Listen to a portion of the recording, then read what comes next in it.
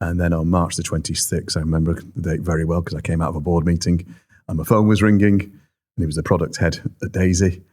He said, Justin, I know we haven't signed the contract yet, but could we start immediately? And it's Wednesday afternoon at 5:30 now. And he went, could we do Monday? And I went, I'll compromise on Tuesday if that's okay. At which point I had no stock in the warehouse, spent a lot of money buying every router that TP-Link had in stock in the UK. And I cleared them out. We delivered the first 250 routers, pre-provisioned, working out of the box on the Tuesday morning. And we didn't look back since. The Operator Podcast by Circle Cloud. Justin, welcome. Thank you. Why don't you give us an introduction of who you are and what you do at ProVu and what ProVu is? Okay, hi, I'm Justin Carl. I'm the Managing Director here at ProVu. We are a long-standing distributor into the VoIP market. So we started 27 years ago. We were the first VoIP distributor in the UK before VoIP was even a thing. So the ProVu name actually comes from our originator. Him and a technical guy decided to step up business, and he was a real entrepreneurial chap, ex-World Rally champion, really interesting chap, Peter. And they wanted to get into tech business, and they thought they'd come up with a really great idea to provide video cameras and entry systems for care homes based on ISDN infrastructure, would you believe? And this is 27 years ago, which hence where the ProVu name comes from, professional viewer. And they quickly realized that actually ISDN wasn't a very good protocol to put these things on. They were selling them into care homes with really poor cameras at the time. People that were supposed to be answering the door to let people in were myopic and couldn't see what was on the camera. And so the whole thing wasn't particularly a great start. However, Peter went off to a trade show in Germany and met a company called Snom. And Snom were the first manufacturers of VoIP hardware in Western Europe. And he thought, that is something that's really interesting. I think that's going to take off. It was a very prescient thought at the time. And he went back and he realized what Snom were doing is he had something clever. They had their own provisioning server. So these pieces of hardware could be sent out, ready, set up, and talking to the phone systems that they was latching onto. So he went back to the UK and said to his technical guy, stop messing around with those camera phones and build me a provisioning server, please, for these VoIP hardware. And he did just that. So we built our own provisioning server back when VoIP was still really struggling because broadband, of course, at that time was not great. So it took him a while to spin up the business, and it took slowly. But here we are, 27 years later. I'm now managing director of the business. We've gone from where we were then to probably the best respected, technically adept and forward-thinking hardware distributor in the UK. I'm the managing director. We're a small team based up in Huddersfield.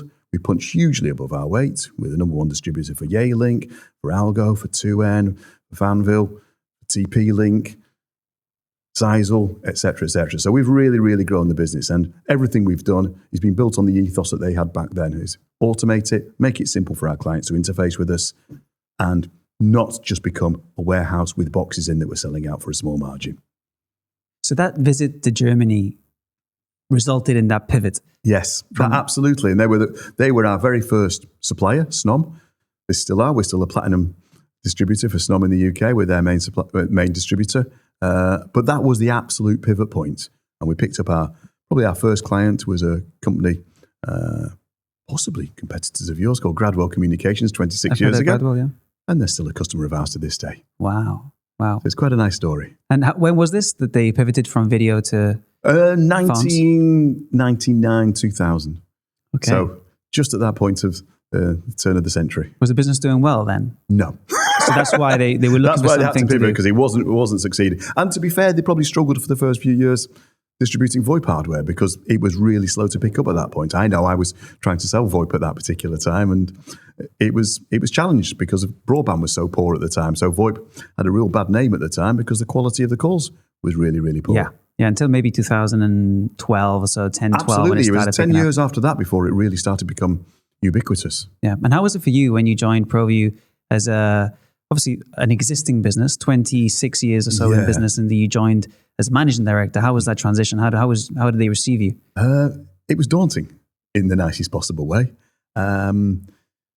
When you walk through the door and you realise that everyone had been there so long. The chairman's been there 16 years. The sales director's been there 12 years. My technical director has come through the ranks and been there 14 years. The operations head's been there 15 years. So there's a huge amount of experience in the room.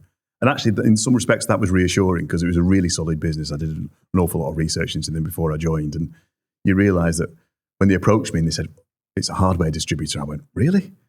And the business I came from was a customer of ProVu, but I didn't really know much about them. And I sort of dug into it, and you look under the covers of what they do and how they do it, and you realise what a fantastic business model they had. So the best thing to do when you walk into any new business like that, your temptation, particularly in my younger years, would have been to make a noise and make things different. But actually, I kind of sat back for several months and had to absorb and understand how they did things, because it's a really quite complex business. It's not just a question of putting things in a warehouse and selling them through. There's so many moving parts. So I had to sit and learn for 6 months and sit on my hands in the nicest possible way, Axel, to make sure that I didn't elicit change that wasn't going to make a difference. Yeah, sit back and watch and listen. Absolutely. Listening's one thing that we salespeople sometimes struggle with, but actually is the most important thing we do as business people. Yeah, because then you can learn and you can apply your own. Absolutely. And then, it was about looking at what we were going to potentially change at that particular point to take us to the next level, because they didn't employ me just to keep it exactly where it was. It was time for change, but it's how we did that and how we kept everybody with us. Before we go into that, maybe we can go back to your pre-ProVu time. Yeah, of course. You were in telecoms already. What was your pre-ProVu career look like? Oh, gosh, I started as a salesperson working for the newspaper industry back in the late 1980s. That's how old I am, I'm afraid, Axel. Pre-internet days, when newspapers used to make an awful lot of money selling advertising space. But I worked for a big media corporation called the Guardian Media Group for many, many years and learnt my trade there and got coached brilliantly, had superb mentors. Selling advertising? Yeah, selling advertising space. And I realised early 2000s that that was a dead industry. And I got approached by a software business at the time called Iris Software, who sold specialist software into the accountancy practice and legal practices and payroll software, to head up a new sales team and to build the business out. So they were a PE-backed business, but growing rapidly. And it was an opportunity too good to miss. And I spent 3 exciting, challenging, difficult years there, because PE-backed businesses can be very relentless. But it was a fantastic learning ground. I mean, a fabulous learning ground. And I realised that my future lay somewhere in the tech world. And when that had run its course, which after 3 years in that industry is probably enough for anybody, I got approached to work for TalkTalk Business, which were called Opal Telecom. Opal, I remember Opal. Opal Telecom up in Warrington, yeah. They provided really good wholesale rates to Opal. Absolutely. I remember on analog lines, we used to regrade the analog lines to work on Opal rather than BT Openreach rates. Absolutely. Opal had a fantastic reputation at the time and then became part of the TalkTalk family. So TalkTalk Business was quite a separate affair. So I was running their direct sales operation, which was fantastic fun. So we started off a little channel team and we had probably 200 to 300 salespeople out there. So it was mainly selling broadband, as you would at that time. And that's when I kind of realised at that point that broadband in particular was, if you can get that piece of the equation right, if you can sell the ones and noughts going into any business, then everything else will sit on top of it. And of course, we were expanding into hosted telephony. We had a mobile division, et cetera, et cetera. So I kind of got really immersed in telecommunications over that 3 or 4 year period whilst I was there. So that was fantastic fun. And at that time, they were growing rapidly. It was a real entrepreneurial business, given it was part of a huge organisation at the time. So it was a really good time to be there. And I worked with some fabulous people throughout. And but I was young and ambitious. And I then got approached by Vodafone for a very decent-sized job of running their SME division in the UK. And I probably let ego get in the way of good sense at that particular time. Why? And relocated myself and moved myself, and it didn't quite work out the way I wanted, and quickly realised after a few months there that this wasn't the right situation for me. So rather than carry on being in an unhappy situation, I took a bit of time out, did some consultancy, and thought, do I want to continue working in large enterprises, or do I want to take all the experience I've had from that and work in a different scale of organisation? So I joined a relatively small at that time reseller called Pescado up in Chester, and they were very big into mobile at the time. They probably had 15,000, 20,000 endpoints on mobile, but they had launched a hosted business, and they were very early adopters. So this is back in 2012.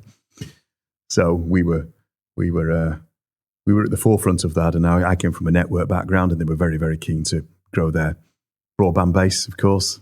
So I sort of headed up the sales operation and became an account director for all the major accounts. And we kind of grew from a £5 million business. And 10 years later, we were a £50 million business making nearly 4 million EBIT. And it was a really, really impressive growth strategy. But we were working in a small environment. We probably grew from 20 people when I joined to probably 65 when I left, but it was still fabulous operation. We got sold in 2021 to Arrow Business Communications. What was the split of the revenue? What was the majority mobile, majority hosted? It's actually, the great part of the business is actually we're probably 50-50 split between mobile and hosted and connectivity.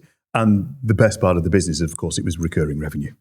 Everything was contracted. So over 95% of our revenues was recurring, which makes any business like that hugely valuable.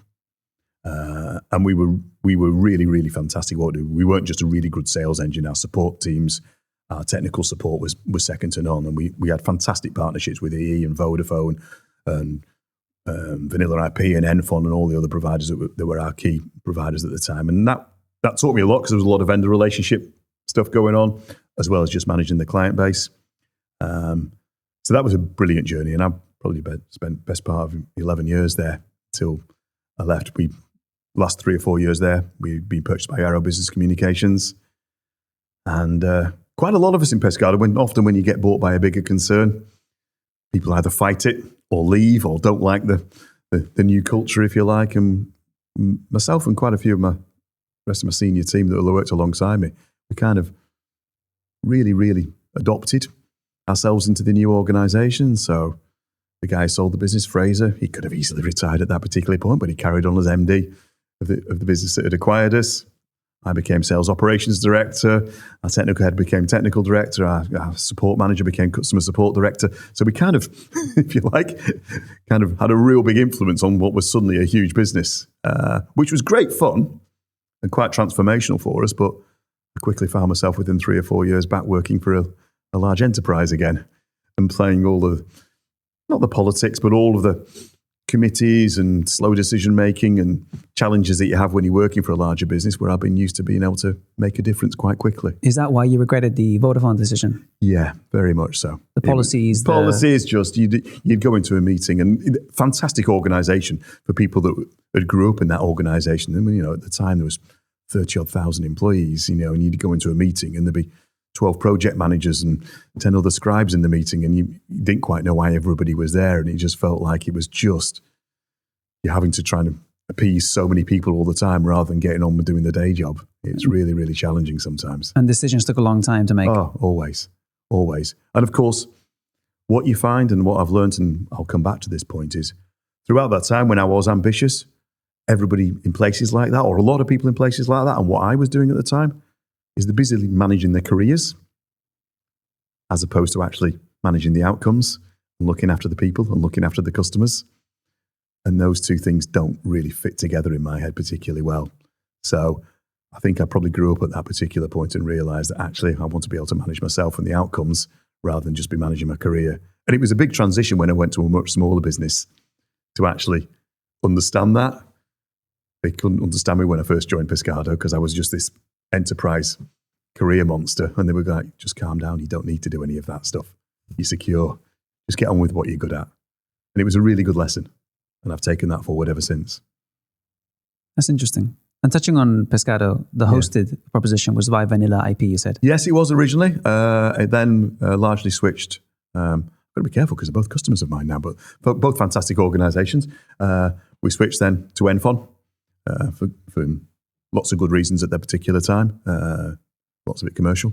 And subsequently, we then introduced that into Arrow. And then we were then selling at that point, they were selling Wildix and other things. And all of a sudden, we had far too many platforms. As a reseller, you like to have 1 or 2 different platforms in your briefcase to talk about because it gives our customers choices.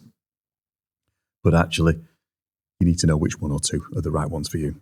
Yeah, that's interesting because obviously, Vanilla's got the BroadSoft platform, I'm not sure what they've labeled it as, but Enfon is their own German built and a little bit more economical. Wildix is a little bit in the middle, and so many different platforms out there. There are so many now. There are so many. But it's interesting because there was huge adoption of hosted, particularly around COVID, of course, because all those customers we've been trying to persuade in the years up to COVID, and they'd all been keeping us at arm's length, saying, no, I'm happy with where I am and I don't need that and the internet's not good enough and all the rest of it. And they were all getting in the queue at that particular point and jumping on the bandwagon at that point. And I think it was our turn to say, I told you so. I'm afraid that's a conversation I had many, many times, and I'm sure you did exactly the same in the nicest professional way possible. So yeah, it was great for business because business absolutely boomed on the hosted side. That's what really grew it at that point. But I think what's happening now, I think there's a lot of consolidation in the market. And I think we're seeing this I've been on the road the last couple of days and I'm on the road all this week seeing customers, and quite a few of them are saying the same things. A lot of end customers, a lot of SMEs are now going, well, did we make the right decision 5, 6, 7 years ago over the platform we took? And actually, am I paying over the odds for something that's probably not as functionally rich as I can get now, that's not AI driven, that hasn't got me future-proofed a little bit more? So I think there's certainly an opportunity for a lot of resellers out there for new generation products. And of course, all of those legacy products are all updating all of the time. So I think that sort of natural churn in the marketplace is actually helpful to us all at the moment. So it's never going to be stagnant. Yeah, it's an evolution, constant evolution. Absolutely. That's great for all of us. I agree with you with the topic of having multiple platforms is useful to be able to offer the customer a different solution. Yes. We've taken a different course of action. Yeah, we focused on building our own unique platform, and we say no to the customers that don't fit into that platform. And that's work for us, but I think it's also, it touches on focus and having a single aim. Yeah. I think there's, as a salesperson, you like to have a couple of things in your briefcase, but we always knew what was the right one to sell. So at the end of the day, I think what you're doing makes a lot of sense. And a lot of companies are doing that now and going, this is our platform. We're absolutely wedded to it. And I think that's a real sensible approach. It's making sure that you're able to educate the customers to what's right for them. And as you say, if you're able to walk away from business and say, you're not the right fit, then that tells me that you've got absolute confidence in what your platform does. And actually, you don't want a customer that's going to bend you out of shape. Yeah, exactly. Because nobody wants them. No. And we do bespoke packages with Circle Cloud. And obviously, we UC as a platform isn't designed for call center, for example. Yes. But we want to be able to cater to the entry level call centers. I'm not talking about the hundreds of agents ones, but the entry level. A lot of businesses have people answering phones on inbound. Absolutely. And you could call it a call center, but really it's a mini call center. So we're going to be able to cater for those on a basic level, but not the enterprise call centers. Well, that's fabulous. And there's so many businesses doing that now. That's brilliant. Arrow was a £50 million business. Yeah, well, 120 million. I was sales operations director for the collaboration side of the business. Arrow are a huge acquisitive business. So they were made up of 15, 20 acquisitions along the way. The business I work for being one of them. Mm-hmm.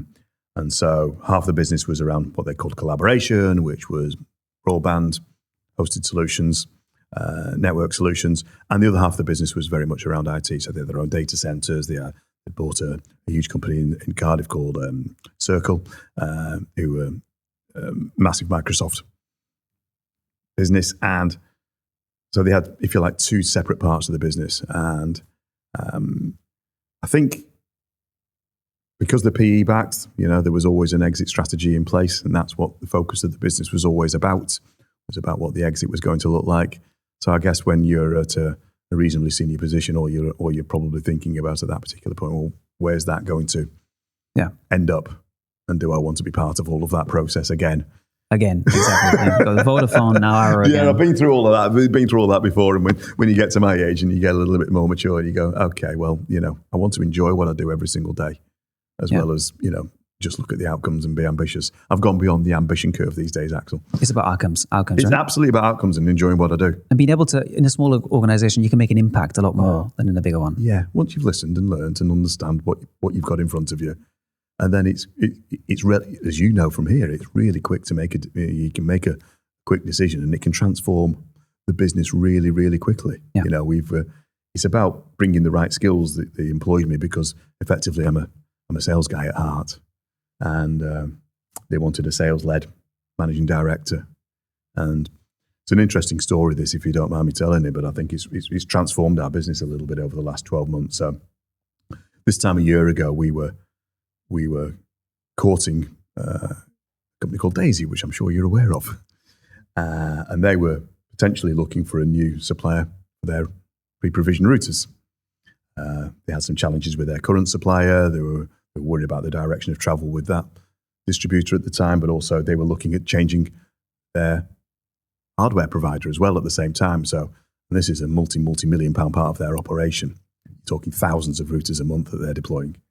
So it was a huge change operationally for them.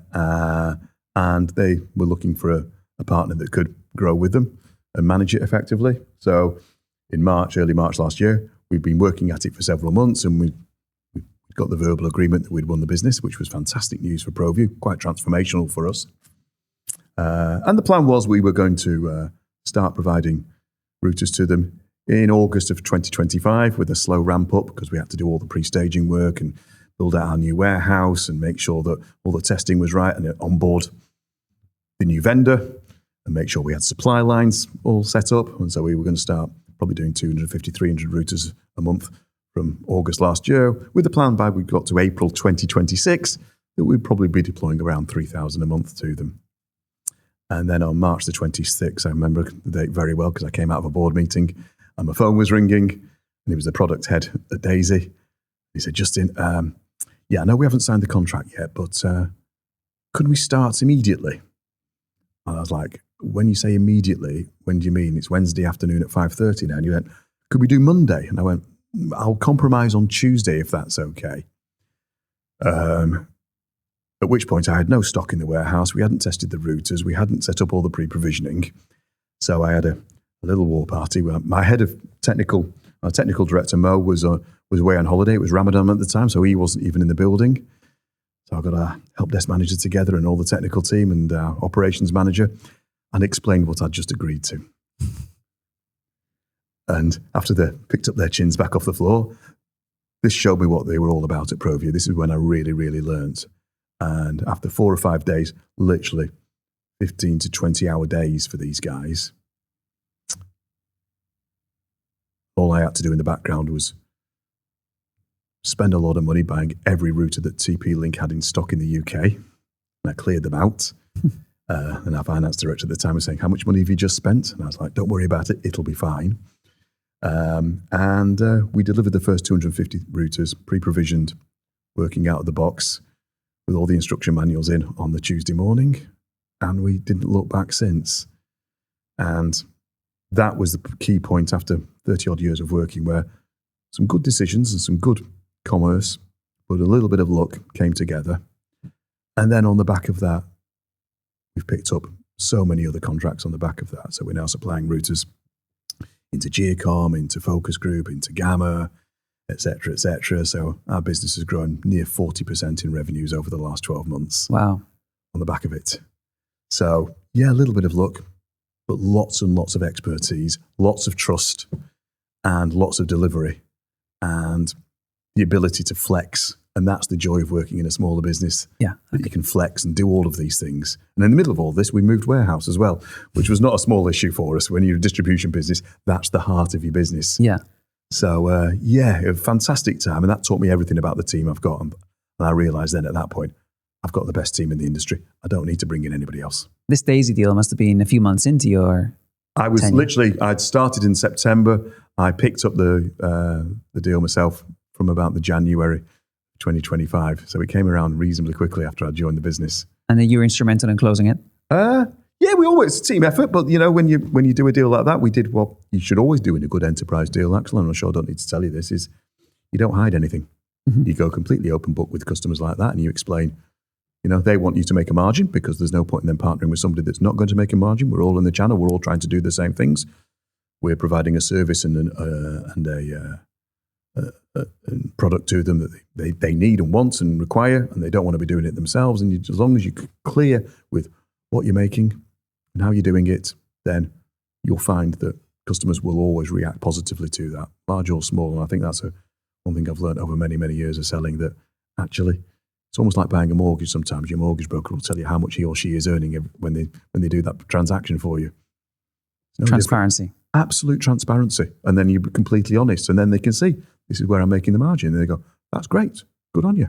And when you got that deal, the team got together, all hands on deck. Yes. What was that?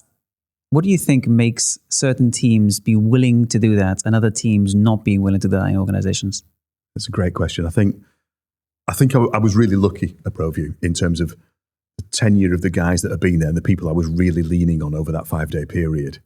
Had between them probably got 50, 60 years experience within the business. They were really, really wedded to the business. And although they probably couldn't necessarily fully see what the opportunity might turn into, their willingness to get the sleeves rolled up, it was exciting. You know, when you're under pressure like that, it actually, when you're fighting a fire, it can be exciting sometimes.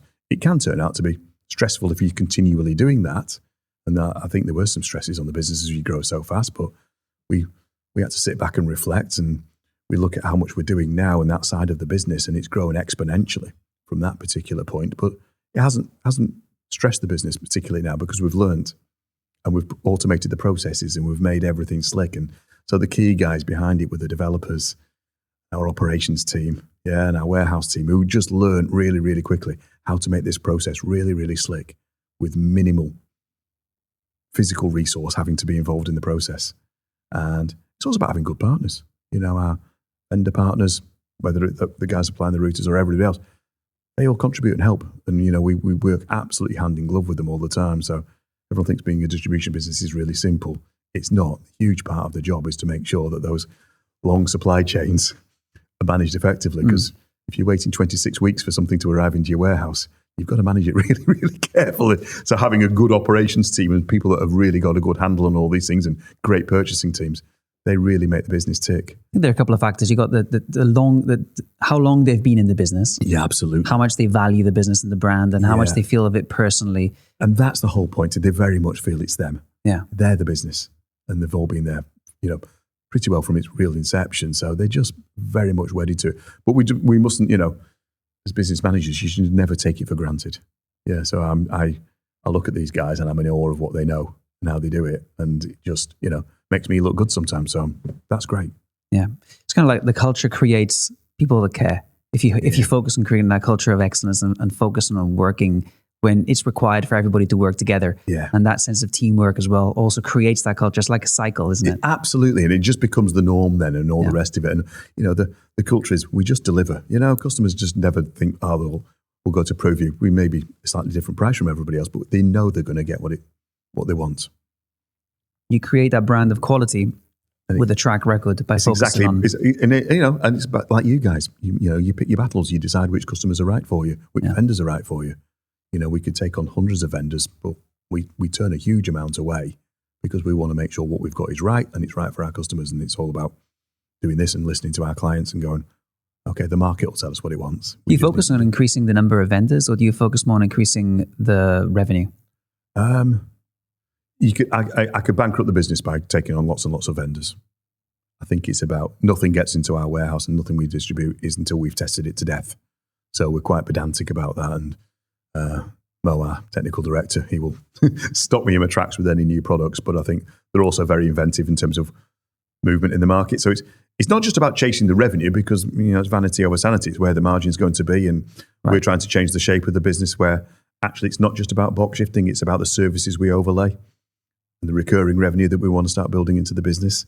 So those are the important things that we're doing at the moment, and it's making a real difference to us. So we're looking at products that will lead into that for us to help us facilitate those areas where we really need to. And how are you going to try and create recurring revenue? What is the plan? So there's so many different avenues to this, because of course one is about making sure that we've, you know, when I walked into any distribution business and you walk and I come from a business like you do, and you talk about pipeline. I talk to them about the pipeline, and then effectively it's when the phone rings. That's when your pipeline starts on the 1st of the month. And that was a kind of shock to the system on day one. And then so what we've been working out hard with over the last 12 months is making sure that customers are tied into long-term service agreements with us. So we'll commit to them in terms of what product and pricing we're going to give them. They'll commit to us in terms of what they need from us. So that adds some security to our business. We're layering up additional services. So we have our process platform, and we've developed and built our own ACS server.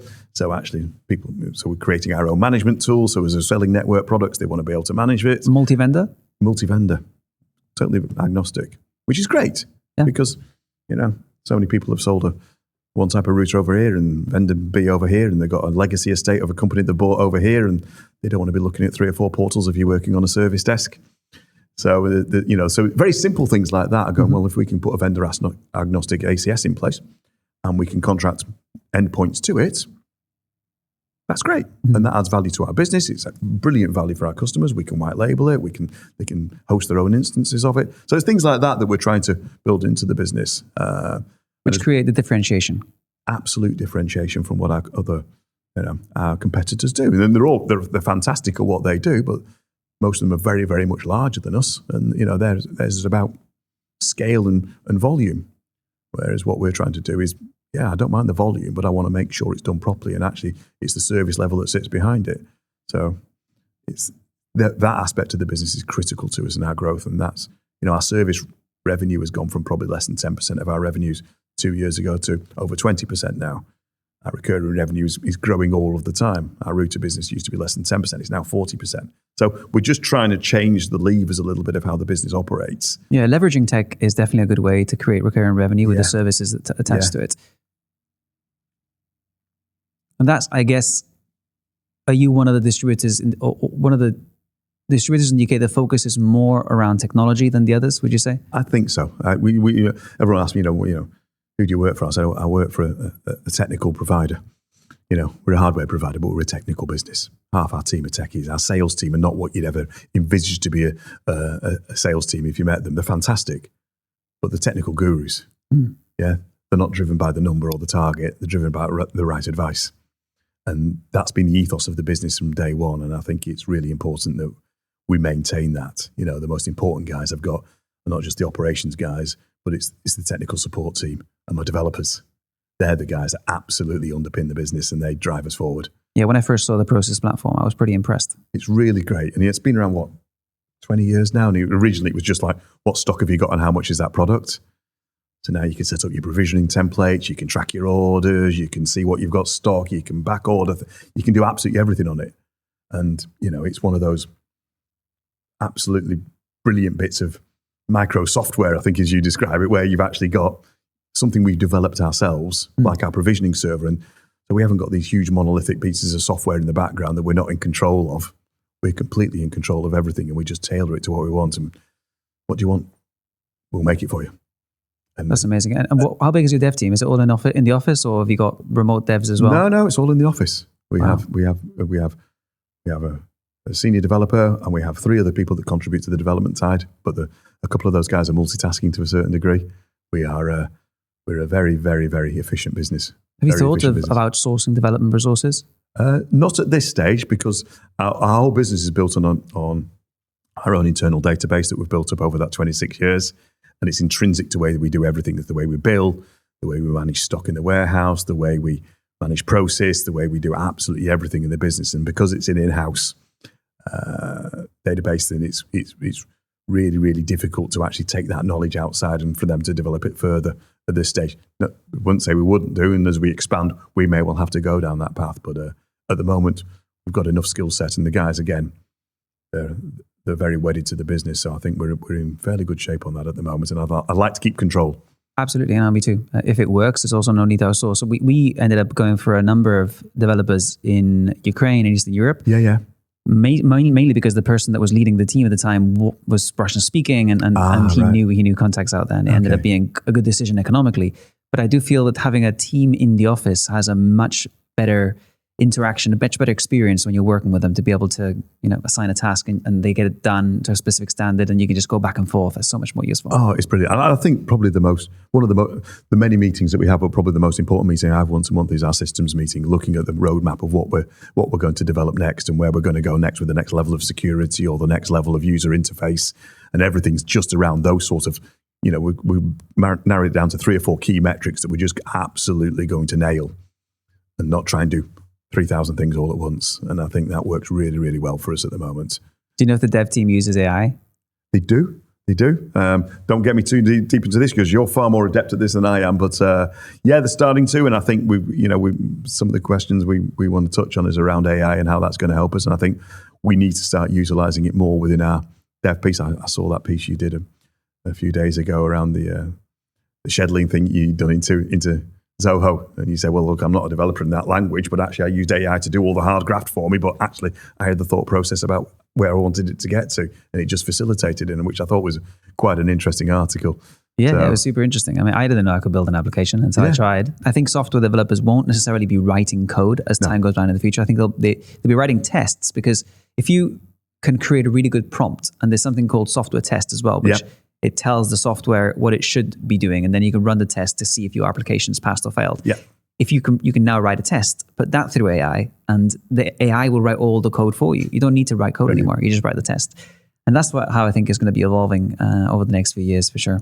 Fantastic. And it's just the time and effort saved, and just bringing things to market so much quicker. It's just going to be exponential. I think there's been an explosion on micro applications, on small purpose-built applications compared to what we have today with these big monolithic apps that you mentioned earlier. Listen, I've implemented Salesforce a couple of times, and have you? And used about 5% of its capability. It's big. It's huge. Big. And that's, you're paying for a lot of stuff that you're never going to utilize. Yeah. I think it's like 150 a user a month it starts on, doesn't it? Yeah. It's crazy. Yeah. I think it's going to be an avalanche of these purpose-built applications. Oh, absolutely. Industry-specific CRMs that are purpose-built for that. Totally. So we touched on process already. That was good. Great. The next one will be about high-performing teams. And that's okay. That's a topic that you must be really good at. I hope so. What makes a high-performing team? I think, you can talk about all the cliche stuff of shared vision and shared direction and all the rest of it. I think, in my experience, and there's quite a bit of it now, it's about being in the muck and bullets with the guys. It's about leading from the front to a certain degree. I think what's really, really important in any team, and whenever I go into any team or any business, and you look around the place and they go, oh, you're the MD, you're the most important person. And you go, no, far from it. I've just got a different role and responsibility from everybody else in the organization.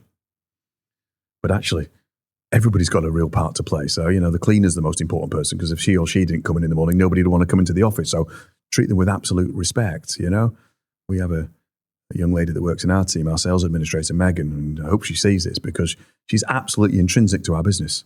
She's our customer interface. Her and Jessica, they do all of that side of things. They are brilliant. And the business wouldn't operate without them. And we absolutely doff our cap to that and recognize it. So high-performing teams is about recognition. It's about not just reward, but that's helpful. But I think it's also making sure that you've got a real meritocracy and that you can try and grow your own wherever you possibly can. And if you can grow your own, then you'll attract better people. And, ProVu have been a good case of this. Our senior technical guy started off as an apprentice. Our head of a help desk, Luke, started off as an apprentice. Our technical director, he came through and he was a technical apprentice, and then he worked as an account manager, and then he went back to the tech desk, and then several years later, he's running the technical team and he's technical directors. Anna Maria, our sales director, she started off as a sales administrator and has come through the ranks, and we recognized talent and rewarded it accordingly. And I think, high-performing teams is making sure that everybody's bought into that culture. Sometimes you have to bring people in from the outside. That's why I'm in the business, to a certain degree, just to shake the tree a little bit and look at things in a different way. And one of my key objectives I was given by Darren when he employed me at the time was to go, what should we be doing differently? Because we're kind of flatlining a little bit and we need to do something differently. Through, as I said, some good work and some good luck, we are doing things differently, and that's changed the shape of the business. And now we need to try and evolve from there. So as long as you take everybody with you and you communicate well and tell your teams what's going on and don't sit in an ivory tower in the corner, I think it's really important that you're in the heart of the business. That's a really good point. Treating everybody with equal respect, and it's so important. Everyone's just as important within the team. There's no I in team, they say, right? Oh, it's cliched stuff, but it's really, really important. And, I've been around quite a long time, and back in the 90s, you go into offices and you'd see the corner office with the huge oak desk in it. The door was shut and nobody was allowed in there, and they were sat on a pedestal. And you think, that's just such a wrong culture these days. How do you get the best outcomes of everybody out there if they don't even hear and see what's going on in the business on a day-to-day basis? Yeah. So I think it's really important to immerse yourself right in it. Yeah. I was watching a Gordon Ramsay documentary on Netflix, and it's interesting how he goes around his different restaurants, and he said, I got to give them what they want, he said at one point. And really, it's just people that work for him. He was in Philippines at the time, opening this big restaurant. And he was on stage, and there was like thousands of people on that worked for him in the auditorium. And he was there walking around and just taking pictures of them and just spending the time to get to know each person. So I want to know who they are. I want to know, what they do at home and what is their, what is their life like. Yeah. And getting to know the people that work for you is super important. And I took something from that. I think it's valuable because it makes you realize that everybody in the business is super important. Without one person, it might cause a consequence of a chain reaction. Absolutely. There'll be a ripple effect throughout. Exactly. And I think it's a really good lesson when I'm sure you do this when you're recruiting, but, I like to recruit people that whoever's recruiting them, me and my other colleagues, we like them. We get on with them. Yeah. They're part of the same, so they're coming from the same sort of culture that we are. Yeah. And it's like you say, he's taking an interest in them. The key question is, what do you do outside of work? What makes you actually tick? Yeah, we've all heard the same interview answers that they're hardworking and motivated and all the rest of it. But why are they doing it? What do they want to do? And when you understand that about people, whether it's their family drive or they've got ambition or they want to learn technically, that's great. But as long as you know what that is from day one and you can hone in on it and you just do it properly. It's not difficult, but I think there's so many, in this day and age, there's a lot of box ticking goes on for people saying they're doing these things through appraisal processes and all the rest of it. But actually, they're not really paying attention to what people are saying to them. Yeah. Do you think with recruiting is more important to find somebody that's got the right attitude than somebody that's got the right skills? Yes, I think so. You can teach the skills more often than not. To a certain level, there are certain roles where it's, if you're a developer, you've got to have the skill set, of course. But I think there are certain areas where, I'm a passionate believer in giving people a chance. Yeah. And I think, everybody's born with this fantastic thing in the head called a human brain, and it's capable of so much. And if you can switch it on in the right direction and give them the opportunity to do something, people will learn really, really quickly. And how do you judge the right attitude? That's a great question. I think you can see it behaviorally a lot of the time. You can see it in the way people present themselves, and then whether they've got you want salespeople that are passionate and are driven and are hardworking, but you want people that have thought about what they want to do and why they want to do it, and they've given some forethought. They're not just coming along to an interview because they're ticking a box. And I think that in itself, that desire and that drive, that's what I've always worked on, and that's what I like to see in anybody working alongside me.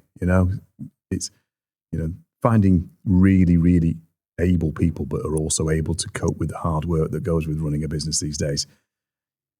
You can't coach work ethic into people very easily. They've either got it or they haven't, and it comes through often in people's personalities when you meet them. Recruitment's always difficult. You meet somebody for 2 or 3 hours and then you have to take a gamble on them, don't you? Yeah.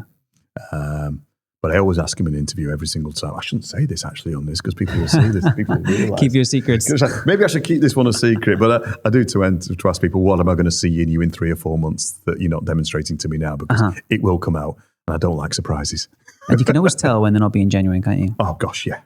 Yeah, it's body language. It's all of that. It's all that NLP training I did back in the day that you can look at someone and go, yeah, they're completely disingenuous. Yeah. We got a policy, these glasses, we always have a glass like this in the boardroom when we do the interviews. Yeah. When we finish the interview, we say, we walk out together. Yeah. If they leave their glass on the boardroom table, that means that they're either disorganized, that we have this thing. It might be completely nonsense, but we do feel that there is... No, I came in here and I felt guilty because I left my teacup out there, but I will be moving it before I move out because I have exactly the same things. If someone just goes, well, you're just going to leave your pots on the side, come on. Where's your work ethic? Exactly, yeah. How organized are you? How organized are you? Come on, you have a little bit of respect. I've given you my time today, so move your dirty glass. I like agree. that. That's a really good... It's those simple things, isn't it, that tells you everything about someone. So how big is the ProVu team right now? 30 of us. That's it. We turn over £20 million with 30 people. Wow. It's fantastic. There's a part of that that's distribution. So, when Russ, your operations director, is kicking me over prices and all the rest of it. But yeah, we've driven this growth over the last 12 months, and we've grown 40%. We've taken on 3 extra people because we've automated every single process along the way. Now, that doesn't mean we don't need more, and we're probably stretched to a certain degree in certain areas, but we'll do it at the right pace and get the right people through the doors in order to supplement the team. It's not just about putting somebody on a seat and hoping that's going to make a difference. They have to be absolutely the right person, and they're going to make a difference, whether it be in our commercial team or our support team or our dev team or in our warehousing fulfillment team, which is where we've had to expand, of course, because we've just got so much more going out of the door now. Yeah, it comes to a stage in the business you either have to build in these automations and systems in order to grow, or you add more people, or you do both. Yes. And we're in a position that we've added a few more people, And we haven't spent enough attention in building these automations. We've had our dev team locked up building this VUC platform, and we've got internal automations that are pending at the moment. We still have to build the automation where we place the kit order from our CRM. We still have to create the automation to place orders on broadbands and ports. This is something that they're working on now, but we've left it so long. So automations inside the business and building these efficiencies just allows you to get to that next stage of growth without having to employ a bunch more people. And that's what's enabled us to do this over the last 12 months. But I think, I remember in previous life, when I was at Pescada, we grew to probably 80 staff at one point. And I remember sitting in a board meeting and we sat there looking at the numbers and going, we're making less money than we did when we had 40 people. What are we doing? The turnover had gone through the roof, but, we were just spending a lot of money on people managing these people. And, it was a good point of reflection, and I've not forgotten it. And we kind of taken that forward now and go, let's just be careful about what we do. And I have a fantastic chairman, Darren, who owns a big chunk of the business, and he keeps us very, very honest about that. What about data? What do you use to monitor data? Do you do any big data analytics, and do you use any particular tools to monitor data at scale? We don't really need... It's a good question. We don't need to. We because our customer base is relatively small. Yeah, in the telco industry that we're selling into, genuinely, there's probably about 1,000 people we need to influence. Okay. So it's very specialized. I was just talking to your marketing head, Jordan, about how we do our marketing and how we have to focus. And our data segmentation is more about that. It's about segmenting our customers and understanding what sort of customers they are and how they need to be worked with and what tools we need to have to put in place in order to interact with them effectively, because a reseller wants to work with us quite differently from an MSP who's going to work for us quite different from an IT service provider. So we have a big long tail of customers that purchase from us infrequently. We have a good quorum of customers that purchase off us every single week and are wedded to us, which is fantastic. And our data segmentation is, what is it we're buying? It's all about trend analysis that I'm doing a great deal of to see what's moving, which products are going in the wrong direction. And then, to be fair, the best thing we do is we leverage our vendors really, really heavily because they've got the resource to do this. So the A-Links of this world have got analytical teams, huge analytical teams that actually provide us with a great deal of the data. So you pull from there. So we pull from them. So, we're like, we're a bit like jackdaws. We'll go and pinch their good ideas and go, thank you very much. But it's absolutely to their benefit as well. So they're really happy to do it. What if you get the end result without having to implement your own? It's a good idea. Absolutely. And we leverage them as much as we possibly can. So the likes of TP-Link and Yay-Link are fantastic at this. And they've got big teams that will come and support us on all of these things. So, let them do the heavy lifting. Yeah, for sure. One of the reasons I mentioned it is internally we've grown up to the point we've got so many different pieces of software, so many different applications that don't talk to each other. We've got a CRM and a billing platform and an invoicing platform, and an accounting platform, expenses platform. Then you go to the Google suite, which we're talking about moving to Microsoft, but we are probably at the moment we're with Google. Google Drive, you go Google Mail, you go Google Calendar, all these different pieces of software that you've got a customer record or information, whatever it may be, on one system. It then has to tally up with the other system and the other system. You have to have some sort of central glue. And the latest iteration of us trying to build this is utilizing a data warehouse where we have a single database that has all the different tables from all the different databases fed into it. So essentially it's a data warehouse that has different access to different database and has a unique identifier for all these customers. So you can, if you're looking for a record for a particular customer, you can look in that single database and it will be able to access the CRM data, the email data. So it'll suck out Sage, it'll suck out CRM, it'll suck it out phone calls, transcripts, everything in one. That's clever. And then you've got to build the interface of how you display the data. What do you want to see? You want to see the interactions. You want to see. That's the old, I think it's not the old way of doing it, but that's one way of doing it, which is becoming old now because you've got tools like Claude Code where you can connect the Claude Code tool, the AI tool, to your data warehouse.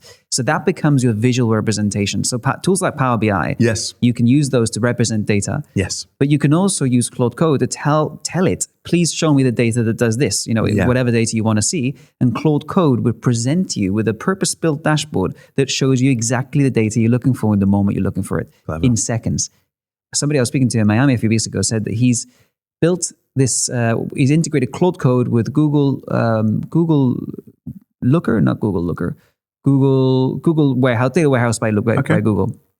BigQuery, that's it. Google BigQuery. All right. And he connects Claude Code to BigQuery, where he just talks to Claude Code and says, this is what I want, BigQuery responds to it. He had an example of a customer that complained about some problem with his software, wasn't generating the right code, it wasn't generating the right product. He builds a software that does, he works with e-commerce merchants, and those e-commerce merchants have tons of transactions, and then his product presents the data in a nice way with dashboard and so forth. And the customer's complaining that the data is wrong, it's inconsistent, and several other complaints.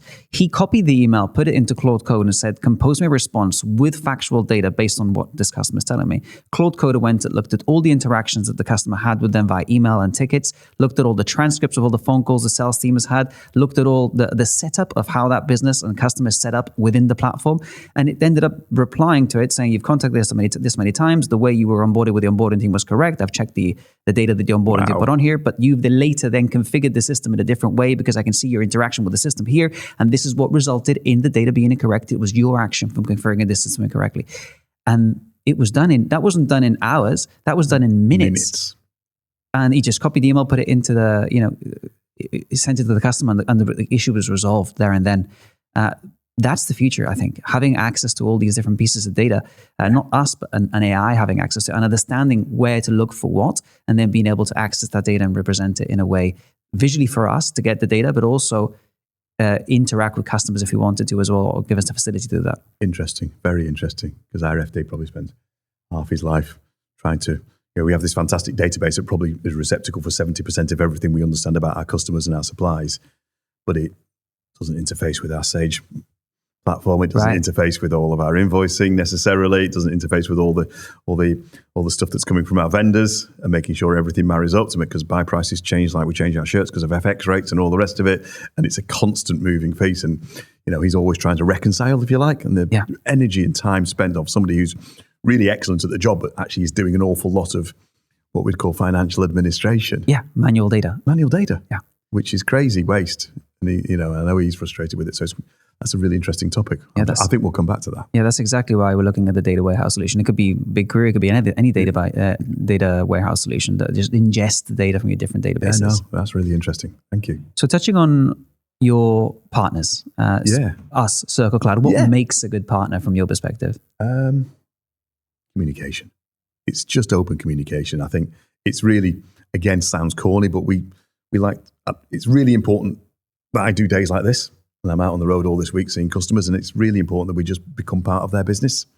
And if you've got that trusted partner status and they can communicate with you, and if there's a problem, that's absolutely fine. We'll deal with it.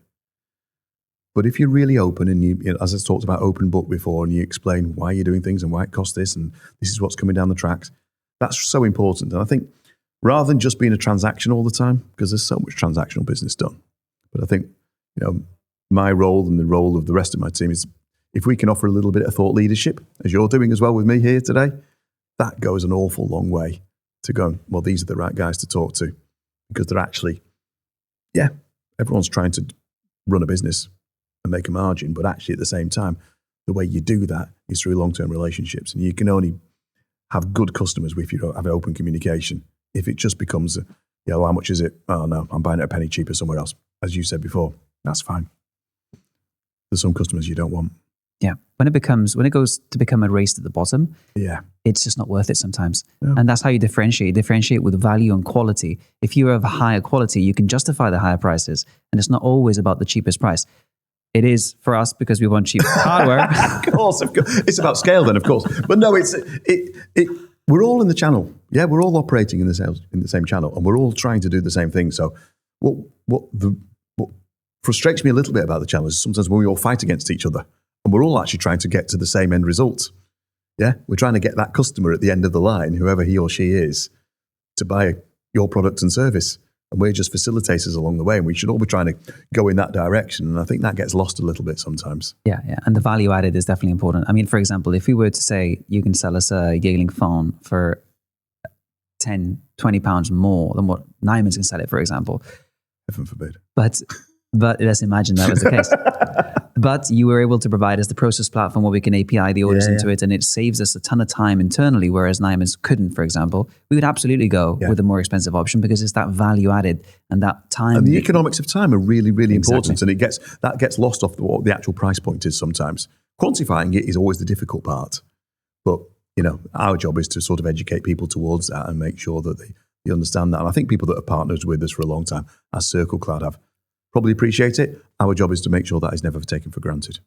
And that's why we do the regular account reviews and make sure that everything's right. And we need to be there or thereabouts on the price. We don't want to be the cheapest ever. I don't want to be racing to the bottom as you describe it. I don't want to be seen as ridiculously expensive either, and therefore it becomes a luxury. It needs to be a necessity, but it needs to work really well. Yeah, I agree.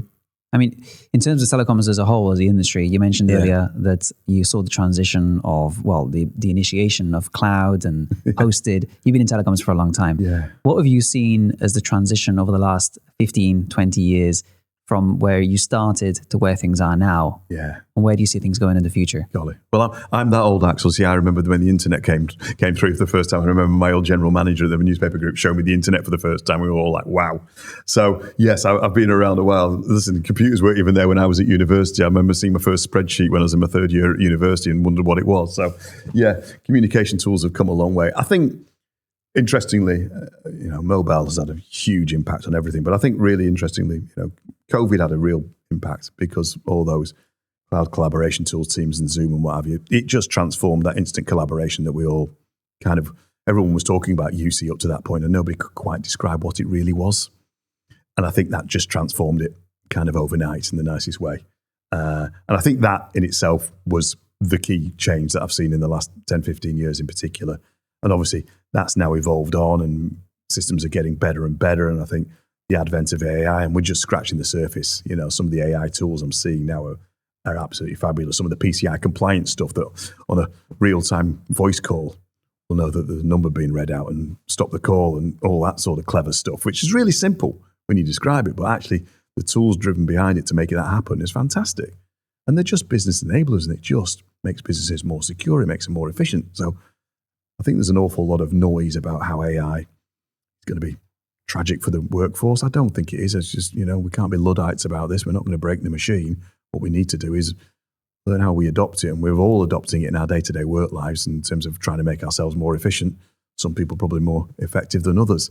But I use it virtually every single day to just make things quicker and speed up and, manage my emails better and draft responses. Even if I don't like the response, it saved me having to do the draft in the first place.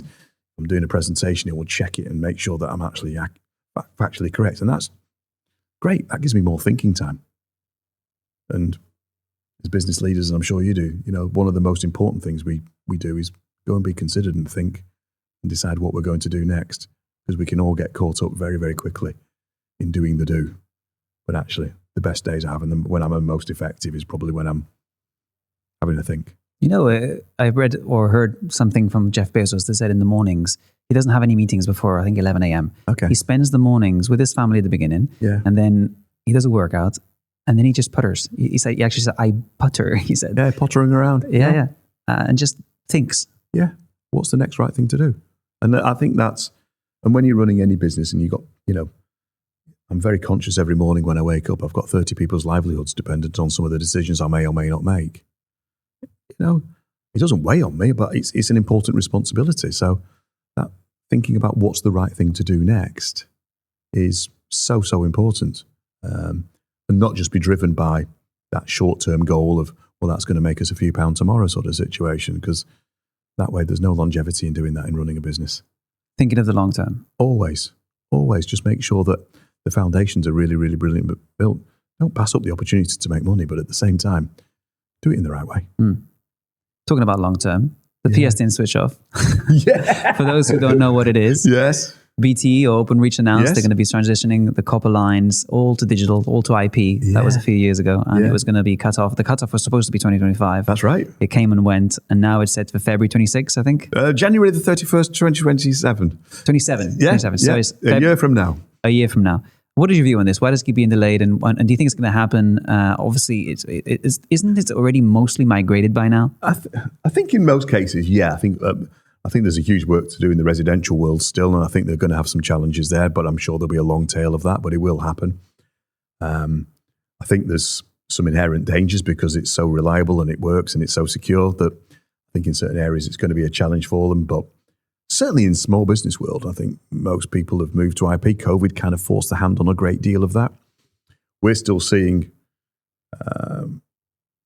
huge uptake, particularly in the public sector and large enterprise, because they've been slow to move. Uptake on what? Moving to IP, so moving to hosted telephony, for instance. You're still seeing that? You're still seeing hospitals and public sector areas. We're seeing some really big projects come through from some of our partners where they're only now speccing what they want to do to move away from where they are on traditional PBX systems. It seems crazy, and we're 10 months away, and it's just crackers. But that's the way that world works. Wow. But I think, yes, it will happen. It's been fantastic for our business, our growth in our router businesses, and it's growing exponentially at the moment. The next few months are going to be as busy, I think, as we'll ever be, as some of our providers are migrating and force migrating some of their customer bases over to FTTP or from legacy platforms. So that's good for us. And we'll see how that goes. But I don't think there's any...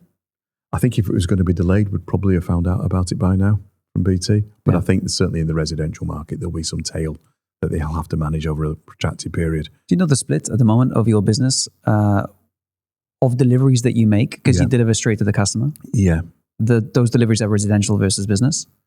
95% is business. And even that 5% that we call residential, they're really SOHO businesses. So we have a couple of partners that are selling to, if you like, the spelling to literally one-person band. Sole traders kind of Sole trader businesses, yeah. So a lot of retail enterprises, et cetera, et cetera. So that's kind of quasi-residential, if you like. Yeah. It depends how you want to categorize it within your business. But the vast majority of what we do is business to business. So you think the PSTN replacement is going to lag on enterprise or possibly? On the hospital? I think there'll be some lag in the public sector. I don't think they'll have all moved. And then the residential as well. And then I think in some areas of residential, because there's going to be a lot of where actually there isn't the coverage. You know, a lot of people, they say they're not using a home phone anymore. Yeah. No. Do you use one? No, I've not used one for years. Interesting. Because there's no go-to provider. The likes of Sky, TalkTalk, and these residential providers, do they offer a IP phone service?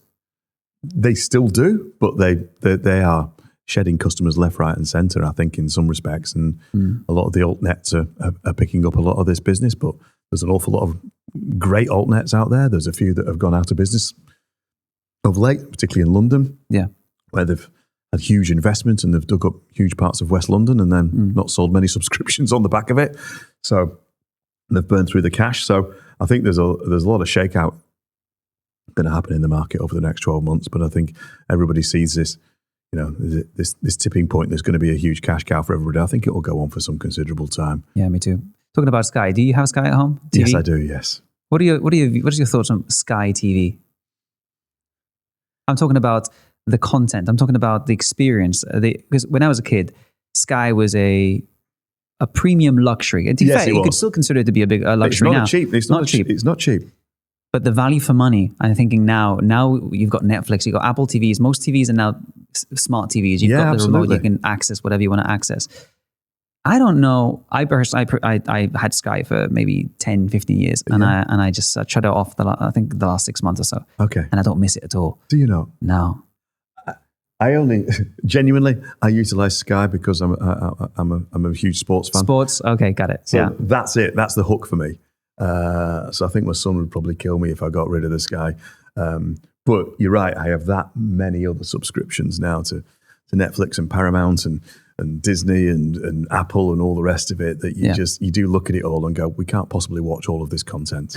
It just isn't the time. And my kids are pretty well grown up now, and they'll focus on what they want to watch on YouTube anyway. Yeah, I think with sports there's a valid point because you can watch those sports, the sport content on apps like BT Sports and whatever other ESPN, which you can get on these TVs. But you need a subscription for each one of them, right? Precisely. Whereas the Sky, you get that sports package. It's just easy. Yeah, it is just easy, and I think they've done brilliantly out of that. And I think that's why sports is such an important part of their offering. That is it. I think that's it. I think that's it. The rest of it is it's terrestrial telly, or it's a hook into Netflix, or it's movies. But you can get those pretty well anywhere. Exactly. Yeah. And I wish I had time to watch more of it, Axel. I'm okay with that, watching it that much. I mean, I watched that Gordon Ramsay thing on Netflix, and I hadn't, the last time I watched TV was maybe a month, 2 months ago. I don't really watch any TV. But the point with Sky is that I think there is an evolution of big businesses that you have to adapt or die. Yeah. And Sky has done a little move forward with this by introducing it's now internet-based. Yes. Is yours internet-based? Yes. Or is it still satellite internet? Yeah. So that's good because they still have a lot of satellite customers. And you think of the satellite technology compared to what internet-based TV can offer. And yeah, it's one of the moves they made. Also the interface, I personally think they could do a lot of more work on it. But anyway, that's just for another conversation. No, it's interesting. It's interesting. But I identified this with Sky, that I felt like it was a huge, massive corporation that was at the forefront of technology when I was growing up. Yeah. And now it doesn't feel that way anymore. It just feels like a huge corporation that is now too big to fail. They think they're too big to fail. But I think I'm old enough to remember IBM in the 70s. So yeah, there's nobody too big to fail. Yeah, IBM in the 70s, the big blue. Yeah, absolutely. The world's biggest business. Apple said, Steve Jobs said that IBM is the big blue and the big evil, right? Yeah. And because it was a big corporation and then he was the underdog. Now, look, it's flipped. Apple is the big corporation. Absolutely. So there's an evolution to all of these things, I think, isn't there? Are you an Apple user or you're a I'm Windows an Apple user? Yeah, I've been sucked in a long time ago. So the whole ecosystem? Yeah. Yeah, you don't say it very proudly, though. No, well, you know what? Once you're in. You just feel like you're locked in, don't you? And the choice in life has gone to a certain degree. So, listen, it's one of those things. It works. It does, doesn't it? It just works. So, hey. I wonder if a new manufacturer would come, especially for mobile phones, that would dislodge the Google and Apple duopoly. I think it's been tried so many times, and I worked long enough in mobile to think that Microsoft tried it and failed. And, it's... if the likes of Microsoft can try and fail, then I think it's going to be really, really challenging for someone to go in there and change that ecosystem from them. Yeah, they'd have to start with a purpose-built application. I mean, you've got Johnny Ive and Sam Altman that are working on this wearable device that we don't know exactly what it's going to be. Yeah. But that could be a step forward. But it's not going to have a screen. No. So it won't dislodge the iPhone or the smartphone per se. No, I don't think so. Not for the foreseeable anyway. What about Siri though? Because you got AI in app. Would you say Apple's lost the AI race? I think they're probably behind now, even though they were the first into it, but they haven't evolved. They haven't taken it to the next level at all, and they haven't offered anything particularly different at this stage, I don't feel. Maybe you know more than I about that world, but I think they probably are behind, and I think they're probably lacking that,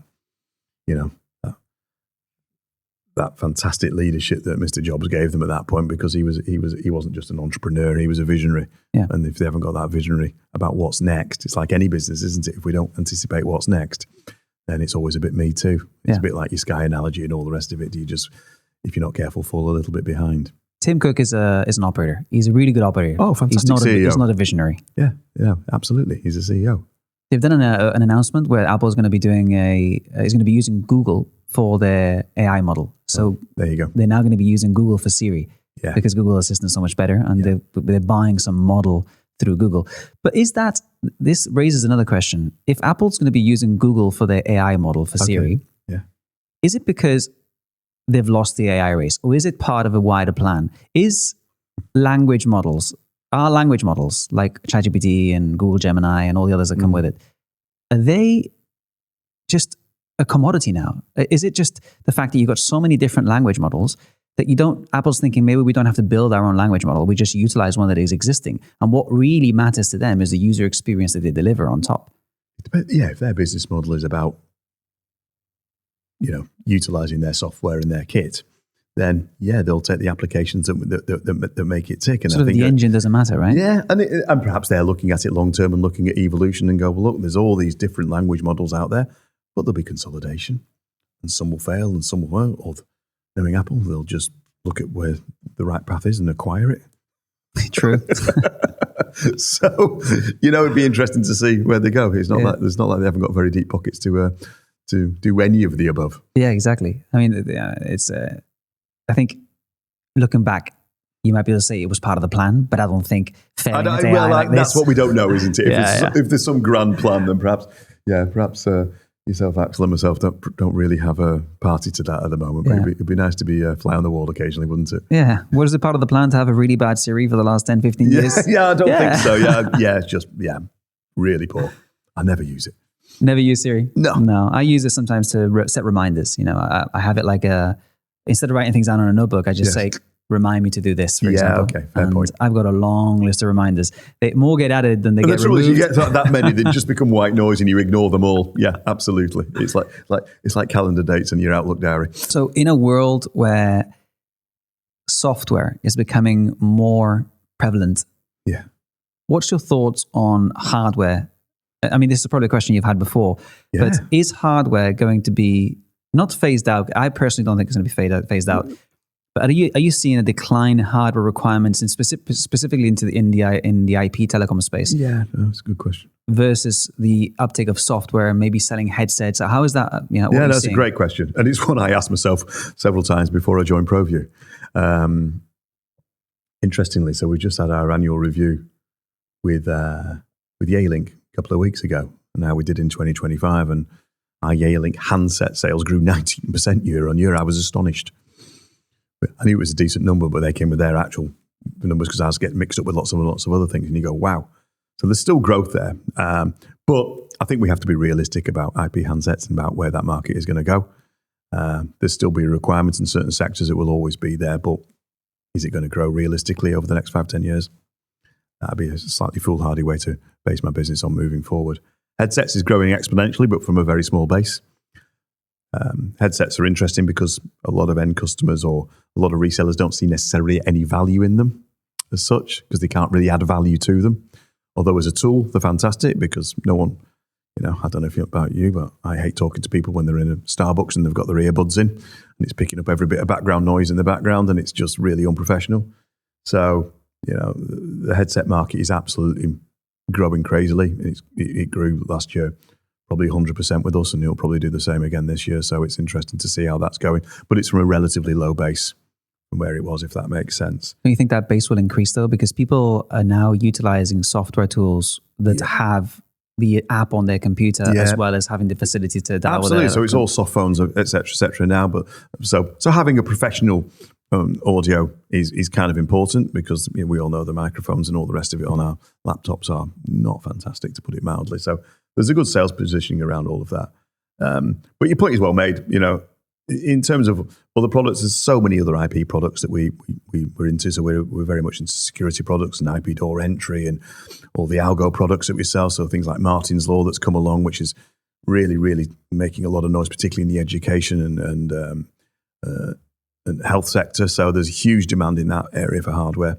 But we're seeing demand for software, and that's why we're trying to switch into other areas where we're providing management tools, whether it's through our process platform or whether it's through our ACS server, and we're looking at other platforms that we can utilize that, if you like, talk to the hardware that we're selling and make sure that the management tools are all in place. And if we can supply that and support it and manage it without the customer having to think about it too much, then that's the right way forward for our business, and that way we'll grow recurring revenues. And there's a lot of work we're doing with some of our vendors in terms of they're building some fantastic routers now with inbuilt firewalls, and there's portals and et cetera sitting behind that, so you can manage your security more effectively. So what we're trying to do is make sure that we're kind of moving with the market. We're not going to dictate the market, but the market will direct us.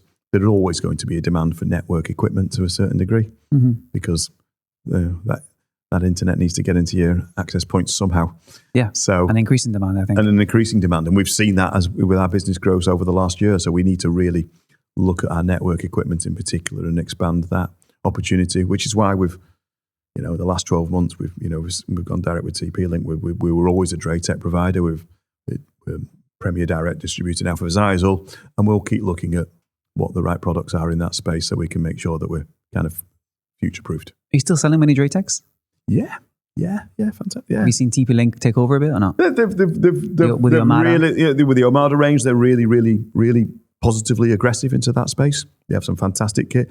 Draytech have just launched a whole new range of products in the last month or so, and there's some fantastic products coming out of those guys now, and they're really starting to think ahead. So I think they've been slow to getting some stuff to market, but what they've brought to market we're really impressed with so far. And they're a really good organisation to work with. So I think they all are. We choose our vendors really, really carefully.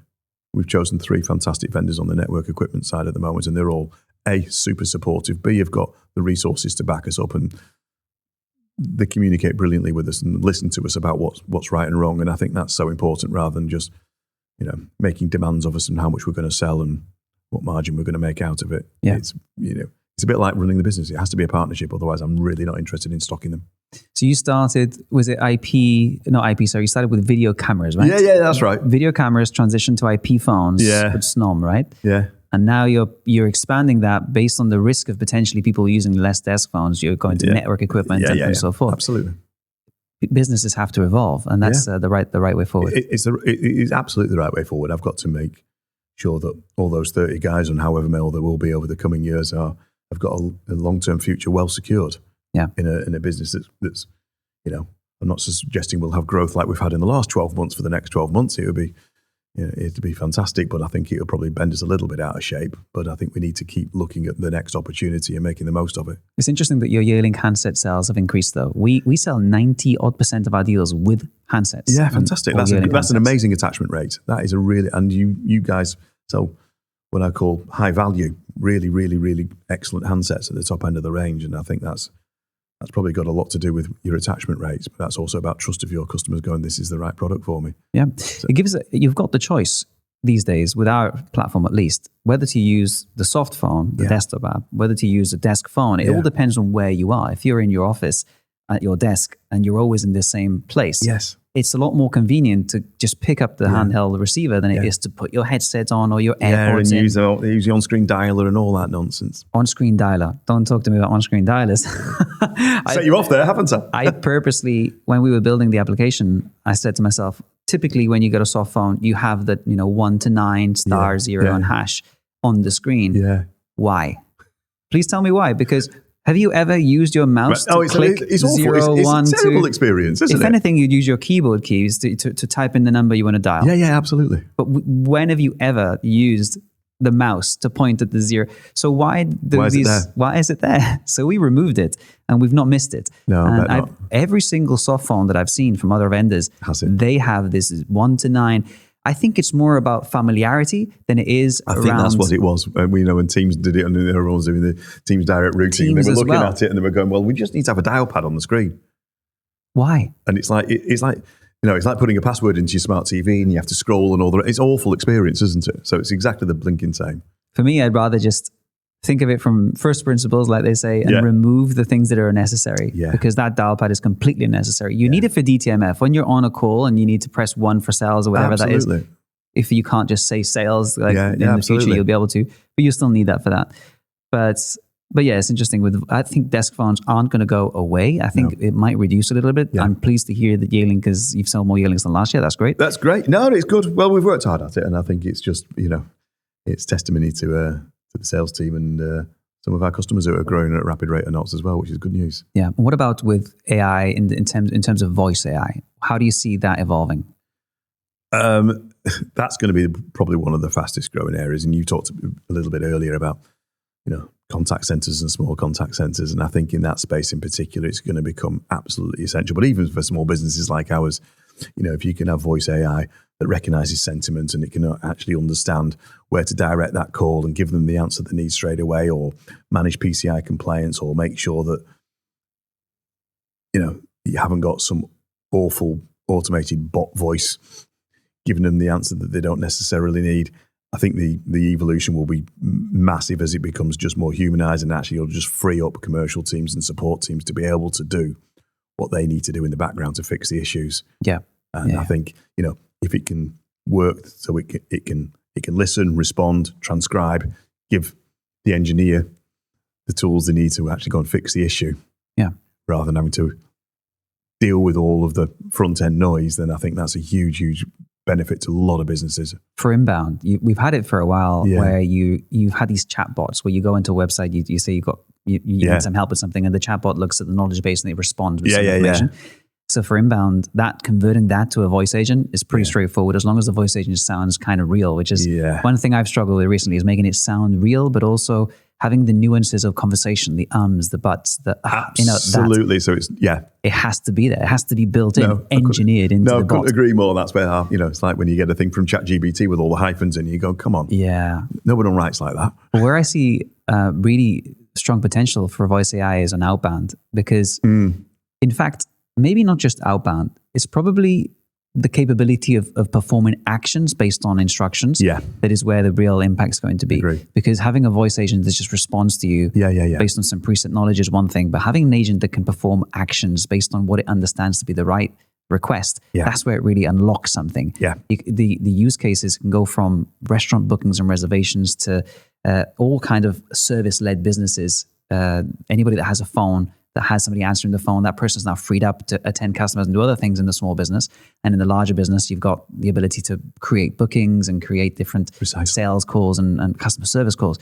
The applications are going to be astronomical. I think there's a few hurdles we need to get over, that natural sounding voice, and then the ability to perform actions, which I think with something called MCP servers, it's almost, the technology is there. It just needs somebody to build the interface and make it in a way that it works. I think in the next 2 or 3 years, you'll see those all come to fruition. I think it'll be as quick as that. What was it that when you first joined ProVu, you spent 6 months of learning, absorbing, and seeing how the business ran?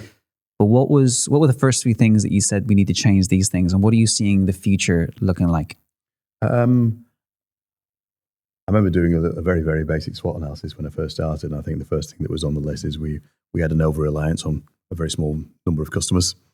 And that was like, okay, that's great. They're super loyal and they've all been with us forever, but let's assume a third of those will get acquired somewhere along the way and consolidated somewhere else, and therefore we'd probably lose control. So it was about, we had to look at spreading that risk far more and looking at making sure that we looked after those guys, but it didn't become a top 20 customers or a top 30. We had a top 40 or a top 50 customers. And I think that was absolutely critical to us at that particular point.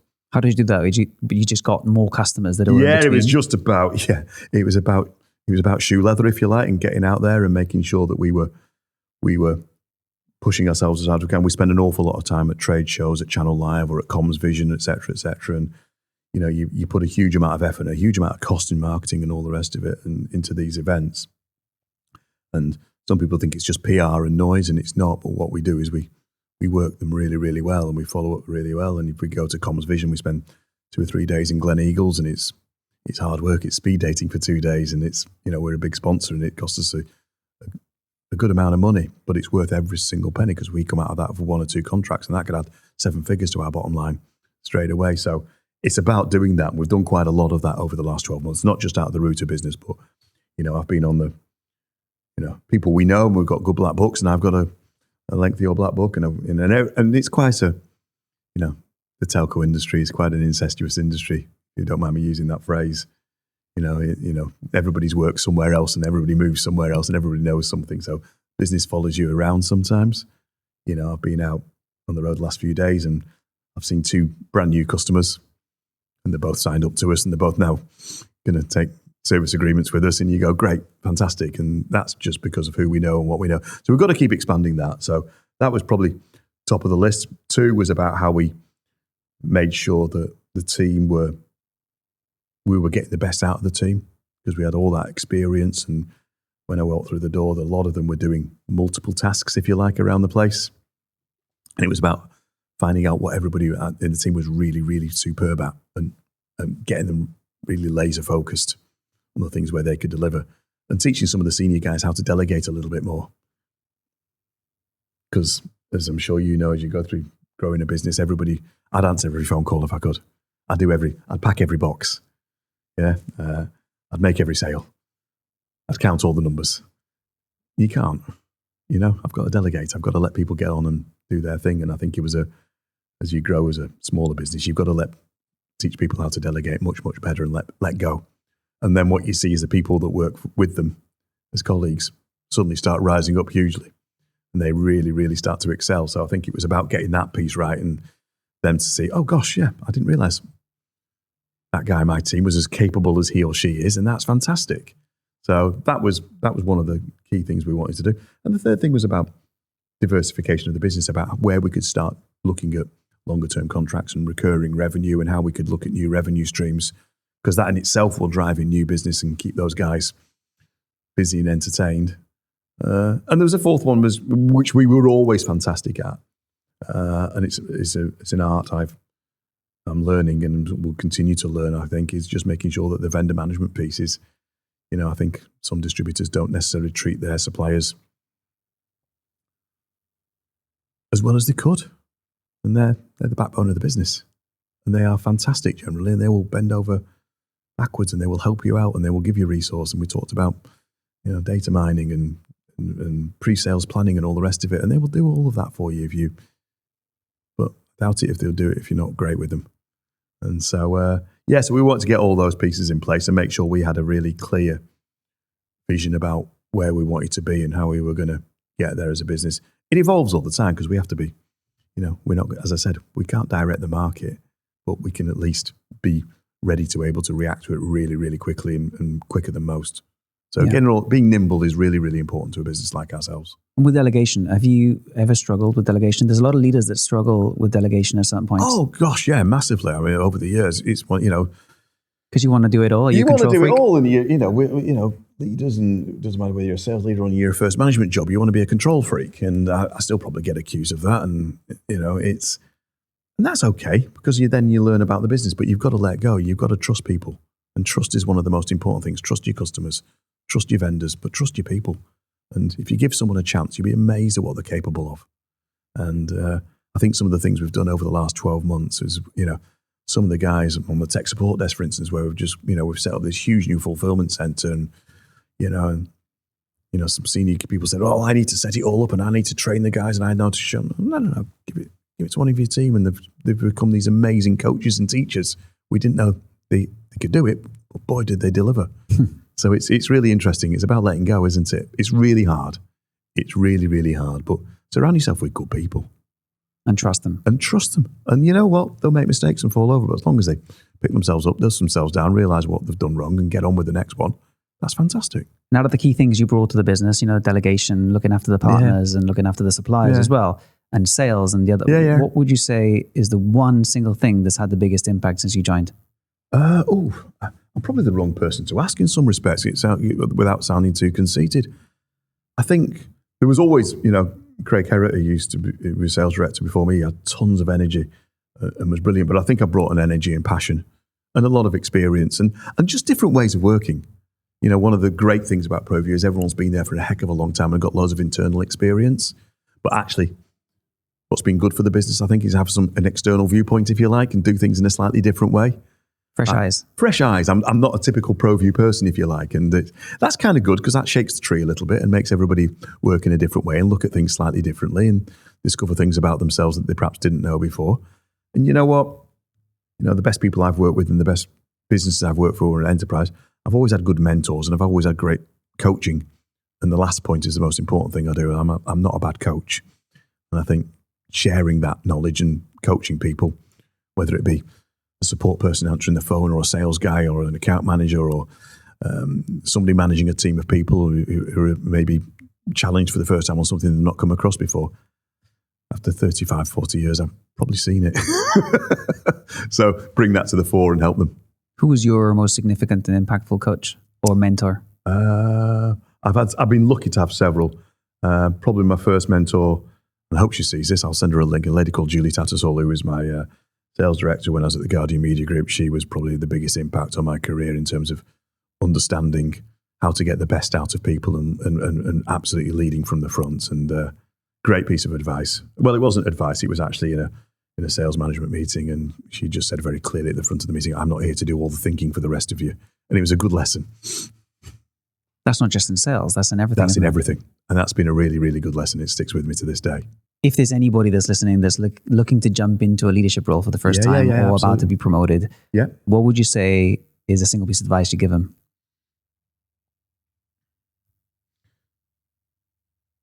Work to your talents and set your objectives really, really clearly and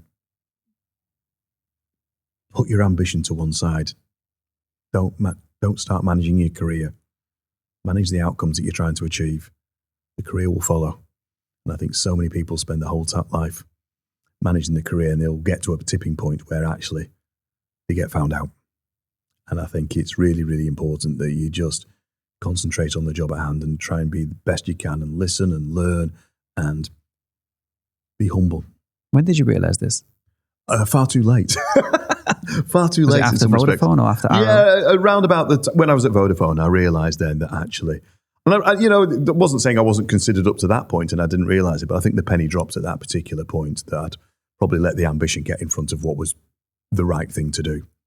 And didn't listen to good advice I was being given potentially at the time before I made the moves. Ambition for more money? It was about money, it was about title, it was about, profile, all of those things that stoke one's ego. And that's, ego can really get in the way sometimes of making good decisions. Did that take over the wanting to make an impact? I don't think so. I think my personality is I'm pretty driven. I'm very, very hardworking, and it's never necessarily been about the money, to be truthful. The money's, if the money's good, the money's great, and you'll look after itself if you're doing a good job. I think it's more important to make sure that, my proudest moments, if you like, is if I looked on LinkedIn sometimes and I see some of the people that I've worked with and worked for me or worked with me, and they've gone way past me in their careers. And that's a real point of pride in some respects, because if I've had 1% influence in terms of where they've got to, that's kind of cool. I'm probably a frustrated teacher, if you like, underneath. So motivating teams and seeing people progress is really, it gives you something. Oh, I see. It's absolutely brilliant. Just seeing people blossom into what they can be and giving someone the chance to go on. You've been written off, or, and I've seen it so many times where business leaders have said, oh, you walk in the door on day one, oh, you need to get rid of that person and they're no good. And you look at it and go, well, I'll give them fair chance. And they turn into something different. And I've seen a number of people in my career who are now senior directors in really, really large businesses. And, and if I've supported them a little bit along the way, then I'm delighted, and one or two of them, if they ever watch this, will know exactly who I'm talking about. So the ambition piece, is that what you tell yourself, your younger self, if you could tell? Yeah, I think so. Yeah, just let things evolve. Yeah, nothing wrong with having drive and urgency and wanting to do things. That's good. But just temper it a little bit and just stop trying to manage my career and manage what's in front of me better. Because you can waste so much effort and so much time and so much energy. Do you think you sold out a bit? You went for the money? I think a little bit. Oh gosh, I did to a certain degree. I saw big salaries and golden handshakes and all the rest of it, and you go, "Oh, this is fantastic! I've made." And then you look back and go, "Yeah, but I'm not happy." Yeah. And I think it's as you get older, you do get wiser and you do get more sensible about the decisions. And thankfully, a long time ago, I got over that ambition curve. It's one of those things. If things happen to me, that's great, but it's not me hunting it out. It's about the opportunity and if it's going to be good fun. Yeah. Do you trust your gut? Sorry? Do you trust your gut? I do these days. When you were younger? Yeah, I probably did, but my gut didn't have enough experience in it.